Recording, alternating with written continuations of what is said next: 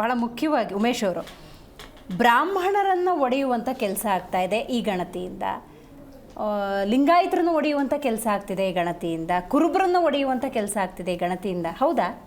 ಖಂಡಿತ. ಹೇಗೆ? ಈಗ ನೋಡಿ, ಸೆನ್ಸಸ್ ಆಕ್ಟ್ 1948 ಪ್ರಕಾರ ಕೇಂದ್ರ ಸರ್ಕಾರ ಜಾತಿ ಗಣತಿಯನ್ನ ಮಾಡುವಂತ ಅಧಿಕಾರ ಹೊಂದಿದೆ. ಅಲ್ಲಿ ಬರುವಂಥದ್ದು RGCC ಅಂತ ಒಂದು ಸಂಸ್ಥೆ ಇದೆ, registrar general census commissioner of India ಅಂತ ಹೇಳಿ. ಅದು ಮಿನಿಸ್ಟ್ರಿ ಆಫ್ ಹೋಮ್ ಅಫೇರ್ಸ್ ಕೆಳಗಡೆ ಬರ್ತದೆ ಮೇಡಮ್ ಅದು. ಹಾಗಾಗಿ ಅವ್ರ ಮುಖಾಂತರ ಮಾಡಬೇಕು. What is the function of state government? ಕೇಂದ್ರ ಸರ್ಕಾರದಕ್ಕೆ ಇದಕ್ಕೂ ಅದಕ್ಕೆ ಸಂಬಂಧನೇ ಇಲ್ಲ ಇವ್ರು ಮಾಡೋದು.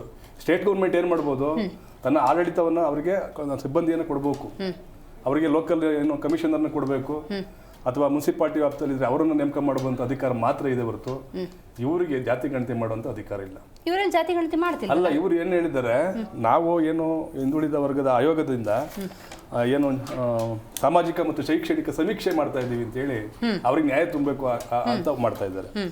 ಈಗ ಇವರು ಉಪಜಾತಿಗಳನ್ನೆಲ್ಲ ಸೃಷ್ಟಿ ಮಾಡ್ಕೊಂಡು ಹೋಗಿದ್ದಾರೆ. ಅವ್ರಿಗೊಂದು ಮಾನದಂಡ ಬೇಕಲ್ಲ? ಹೌದು, ಮಾಡಬೇಕು. ಆದ್ರೆ ಇದು ಮಾಡೋಂಥ ಅಧಿಕಾರ ಇವ್ರಿಗಿಲ್ಲ.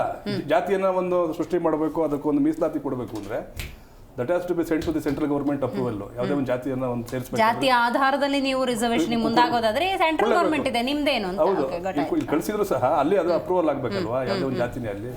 ಈಗ ಉದಾಹರಣೆಗೆ ಕುರುಬ ಸಮಾಜವನ್ನು ಎಷ್ಟಿ ಸೇರಿಸಬೇಕು ಅಂತಾರೆ, ಅದಷ್ಟು ಇವರು ಕಳಿಸ್ಬೇಕಾದ್ರೆ ಶಿಫಾರಸ್ ಮಾಡಬಹುದಷ್ಟೇ, ಆದ್ರೆ ಅಪ್ರೂವಲ್ ಮಾಡುವಂಥದ್ದು ಅಲ್ಲಿ ಇವರು ಸಡನ್ ಆಗಿ ಕಳಿಸಿದರೆ ಈಗ ಆಲ್ರೆಡಿ ನಾಯಕ ಸಮಾಜ ಅಲ್ಲಿ ಇದೆ, ಅದರ ಏನು ರಿಸರ್ವೇಶನ್ ಕಿತ್ಕೊಂಡಂಗಾಗುತ್ತೆ.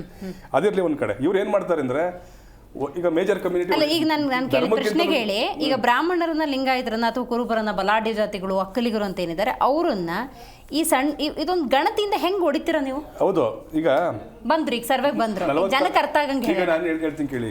ಈಗ ಒಕ್ಕಲಿಗರು ಅವ್ರು ಯಾರು ಕ್ರಿಶ್ಚಿಯನ್ ಮದುವೆ ಆಗಿರ್ತಾನೆ, ಆಯ್ತು, ಅಥವಾ ಬ್ರಾಹ್ಮಿನ್ಸ್ ಒಂದು ಕ್ರಿಶ್ಚಿಯನ್ ಹೆಣ್ಮಗಳು ಮದುವೆ ಆಗುತ್ತೆ, ಕ್ರಿಶ್ಚಿಯನ್ ಅದೇ ಹೆಣ್ಮಗಳನ್ನ ಗಂಡು ಮಗ ಈ ತರ 100% ಆಗಿರ್ತದೆ ಅನ್ಕೊಳ್ಳಿ.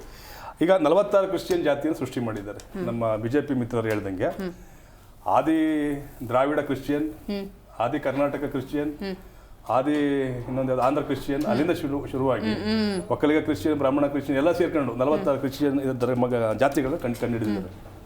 ಇವ್ರ ಉದ್ದೇಶ ಏನು ಅಂದ್ರೆ, ಬಲಿಷ್ಠ ಸಮಾಜಗಳನ್ನ ಈ ತರ ತುಂಡು ಮಾಡ್ಕೊಂಡ್ಬಂದ್ರೆ ಅವುಗಳ ಅಸ್ತಿತ್ವ ಕಡಿಮೆ ಆಗುತ್ತೆ, ಒಗ್ಗಟ್ಟು ಕಡಿಮೆ ಮಾಡಬೇಕು. ಅದೇ ತರ ಈಗ ಲಿಂಗಾಯತರಲ್ಲೂ ಅಷ್ಟೇ ಇರುವಂತ ಹಿಂದೂ ಧರ್ಮದಲ್ಲಿ ಇರುವಂತ ಎಲ್ಲಾ ಸಬ್ ಕ್ಯಾಸ್ಟ್ಗಳು ಹಿಂದೂ ಧರ್ಮದಲ್ಲಿ ಬಸವಣ್ಣವ್ರ ಕಾಲದಲ್ಲಿ ಸಾಕಷ್ಟು ಬಂದಿದ್ದಾವೆ.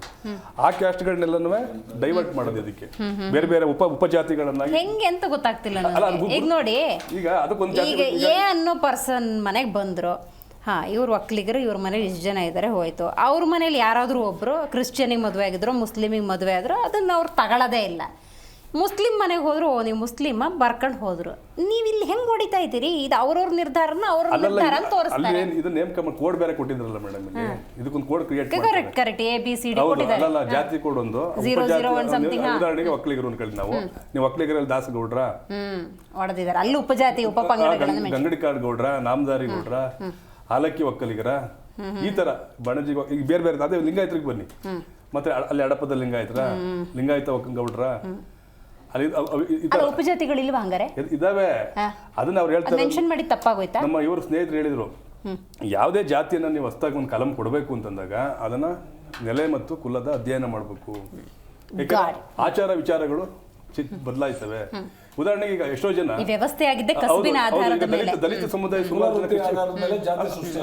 ದಲಿತ ಸಮುದಾಯದವರು ಕ್ರಿಶ್ಚಿಯನ್ ಹೋಗಿದ್ದಾರೆ, ಯಾಕೆ ಫೆಸಿಲಿಟಿಗೋಸ್ಕರ ಹೋಗಿದ್ದಾರೆ, ಸರ್ಕಾರದಿಂದ ಸೌಲಭ್ಯಕ್ಕೆ ಹೋಗಿದ್ದಾರೆ ಹೊರತು ಇವನ್ ಟುಡೇ ಅವರ ಆಚಾರ ವಿಚಾರಗಳು ಹಿಂದೂ ಧರ್ಮದ ಆಚಾರ ಪರಂಪರೆಗಳಿದ್ದಾವೆ. ಅವರ ವಿವಾಹದಿಂದ ಹಿಡಿದು, ಅವರ ಬದುಕಿಂದ ಹಿಡಿದು, ಅವರ ಅಂತ್ಯ ಸಂಸ್ಕಾರದವರೆಗೂ ಸಹ ಹಿಂದೂ ಧರ್ಮನೇ ಪಾಲನೆ ಮಾಡ್ತಾ ಇದ್ದಾರೆ ಗ್ರಾಮೀಣ.